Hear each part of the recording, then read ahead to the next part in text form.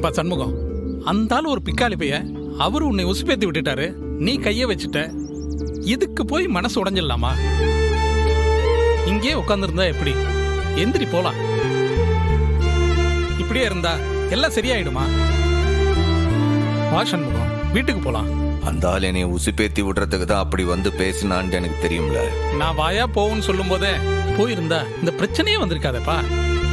ஆறு எப்படி பேசினாலும் என் பரணி எப்படி இல்ல அதை நம்புதா? அவளுக்கு மொத்தமா என் மேல நம்பிக்கையே போயிடுச்சு. அம்புட்டு ஒத்துமையா இருந்தீங்க, யாரு கண்டுபட்டுச்சோ இப்படி எல்லாம் நடக்குது. இப்ப கவலைப்பட்டு என்னப்பா ஆக போகுது? எல்லாம் சரியாயிடும். நீ எந்திரிப்பா சண்முகம். இலே போல, நான் போற வருது.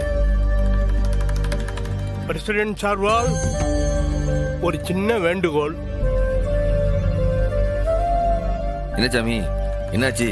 வழக்கமா காலையில கோயில் திறந்த உடனே குளத்துல இருந்து தண்ணி எடுக்கிறதுக்கு ஒரு பையன் வருவான். இன்னைக்கு வரல.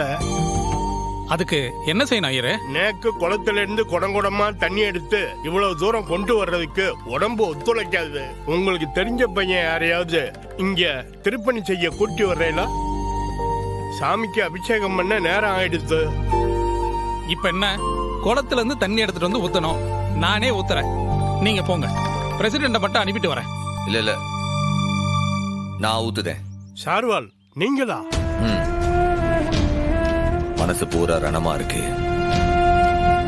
தண்ணி ஊத்துனவாது அது குளிருதான்னு பாப்போம். இப்ப இருக்கிற மனநிலையில இது கூட சரியா தான் இருக்கும் சண்முகம். என்னால முடிஞ்சதெல்லாம் நான் செய்தேன். அவன் இன்னும் என்னை எவ்வளவு செய்யணும்னு காத்துட்டு இருக்கானோ பாப்போம். உலகத்துல இருக்கிற அம்புட்டு வேலையை விட்டு அவன் என்னை சோதிக்கிறதே வேலையா வச்சிருக்கான்ல.